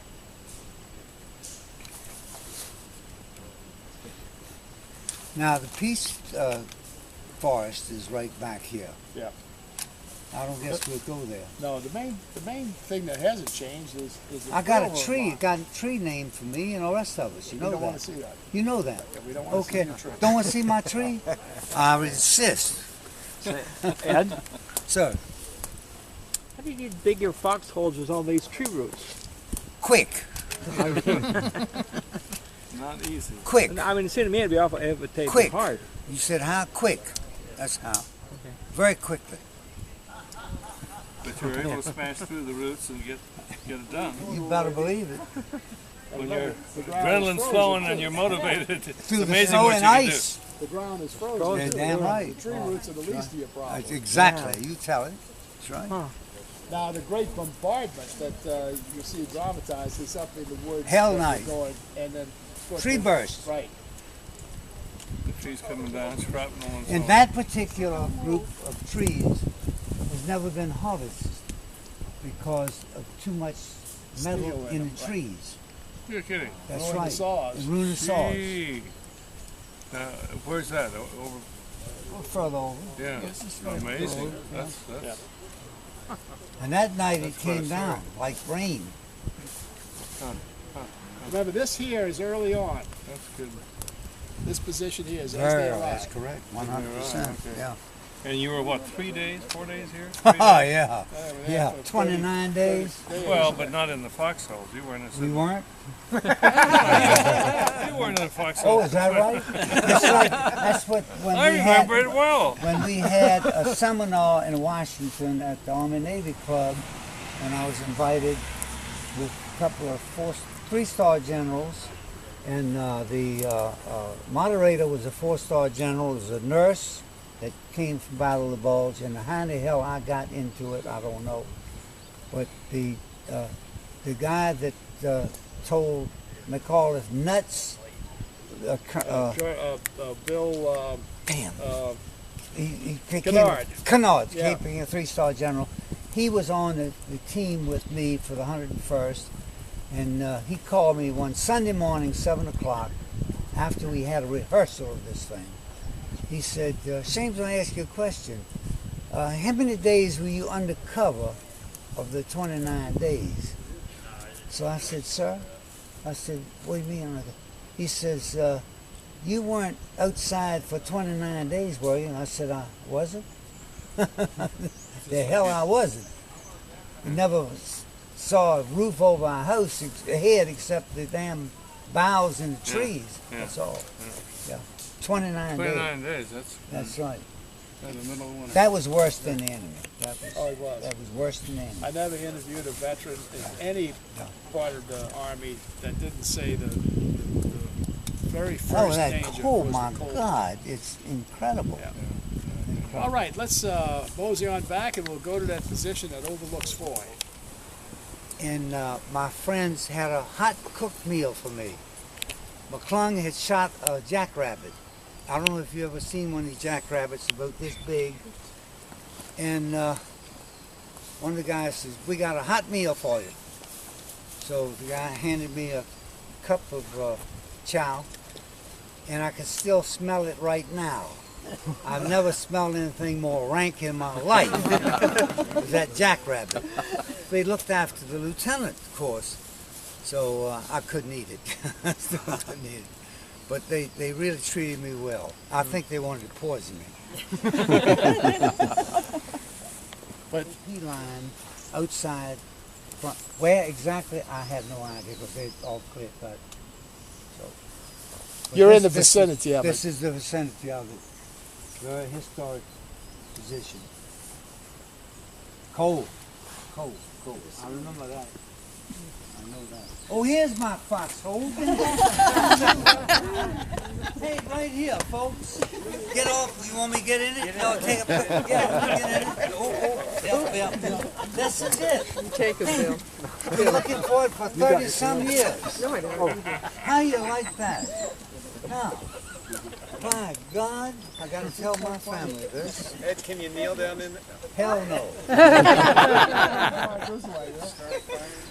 There you go. Nice sneak around. Bless you.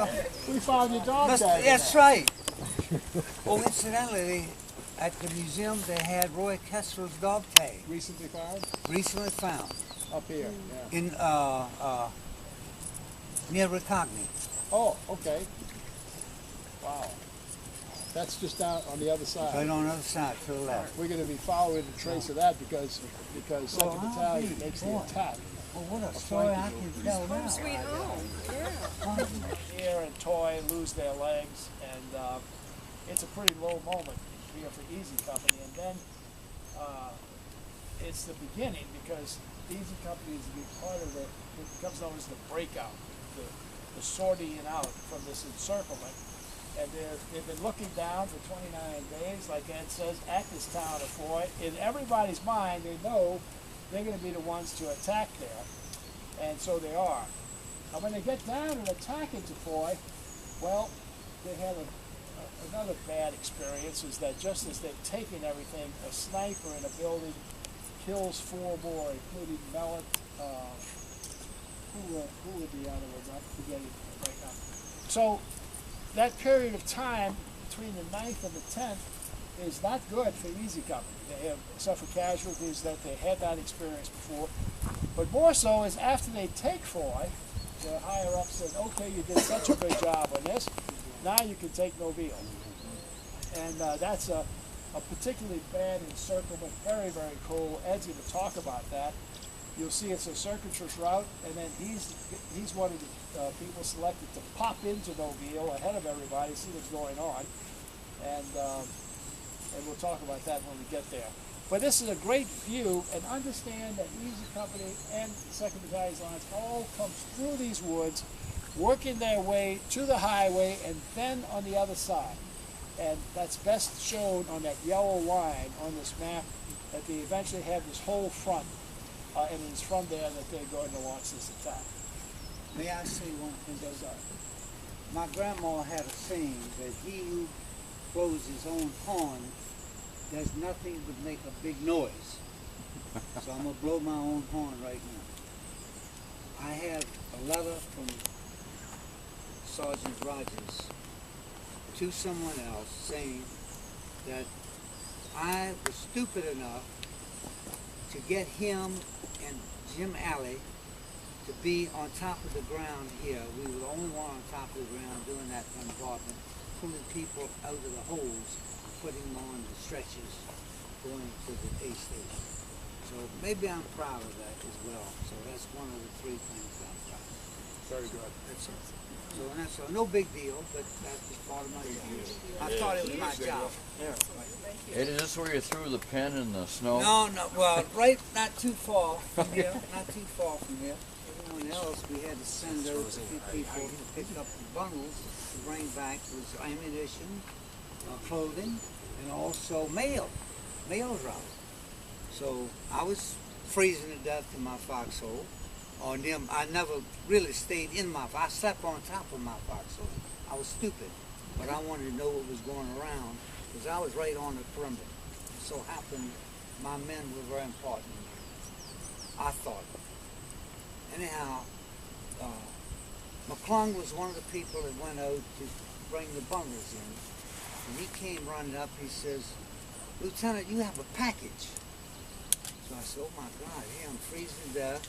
I had a pair of gloves on with no fingers that I knocked off of a kraut. My feet were in burlap, no scarf, freezing. So I thought, my God, somebody send me a pair of gloves or a scarf. So he brought me the package. It was about this long, that high, and that wide. So I looked at it, I said, how in the hell are you going to put a pair of gloves in that package? So I opened it up, and what did I have? Exactly what I really needed. A gold fountain pen from home. You were right, Northern enough. That's right, That was a absolutely. message from Mama. So I took that thing and threw it in the snow, and I forgot about it. I didn't want to be bothered with it. About 2 hours later, Sergeant Stroll came over. He said, "Lieutenant, is this your pen?" I said, "Yeah, I don't want it." He said, "Sir, you better look at it." He insisted. Of course, I was trying to keep warm. I didn't want to bother about the pen. He said, "Look at it." So I looked at it. I said, "It's a pen." I said, "You can have it." He said, "Sir, look at the writing on the pen." So I looked at it. And of course, it had my name on it, Lieutenant Edward James. And on top it says, "Ever Sharp, 100th anniversary, solid gold." So we found out later that the pen was one of 100 that Eversharp made for the anniversary. And I had one, and when I sent it to Farney's in Washington, big pen company, to have it refurbished, couldn't open it because the ink had congealed in it.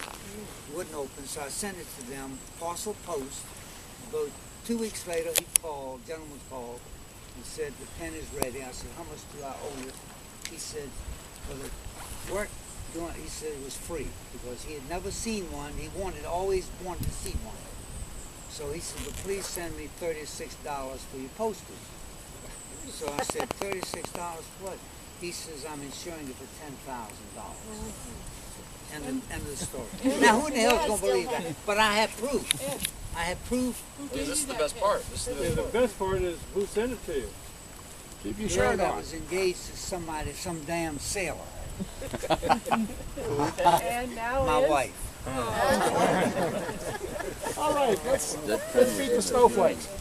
With the constant hum of the motors and the ventilation, with the smell of diesel oil, the dampness, and the lack of privacy, there was nowhere you could go to be alone.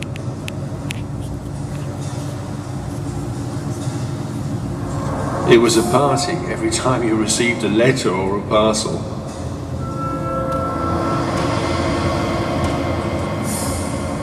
In the combat blocks, it didn't matter how alert you were, it was hard not to get bored.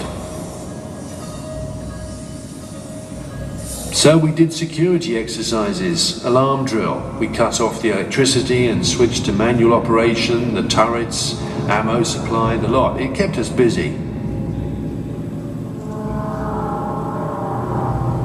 Back in the barracks, everybody had their own way of passing the time. We played cards, poker, bridge, had a fag, something to drink, a bit of plonk, if you like.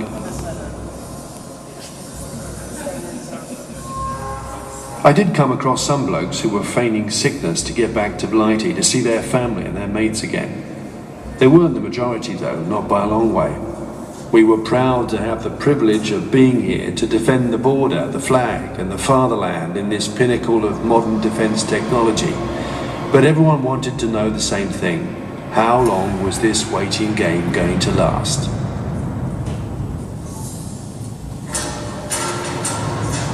Some were raring to see action. They just wanted the Germans to come at us so that we could blaze away and get it over with once and for all. Then there were the others, the silent majority, who simply wanted to go home and pick up their life where they had left it.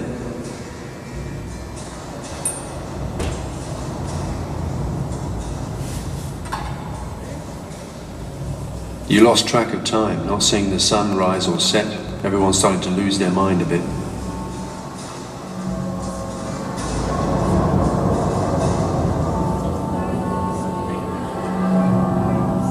I remember on Christmas Eve, the atmosphere down in the hole wasn't great. The same light, the same temperature all the time. Across the border it was Christmas too. They were probably doing the same things as us, yet sooner or later we were going to have to clobber each other. It's the same old story. I heard guys praying, "Dear God, please let me go home. The sooner the better." Our people were not allowed to get off the train. They had to ride them there and come back. And where they got unloaded, they did not know. Now, one thing about this place, this was a place of recreation and boredom. These hills, after a few weeks, closed in on you, and all we were waiting for is to get the hell out of here. How beautiful as it was. Thank you very much. Thank you, Ed.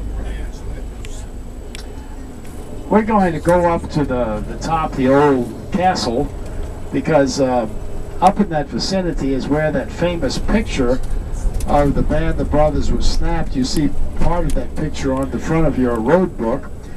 They all got dressed up in uniform and went up and had a picture snapped there. And this is going to be, for many, where the war comes to an end.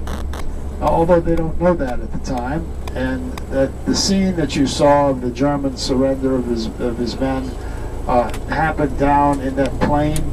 But like Ed said, it almost looked like mass confusion because they had all these people that nobody knew who they were or where they were going. Somebody knew there was a train schedule, and the airborne provided guards.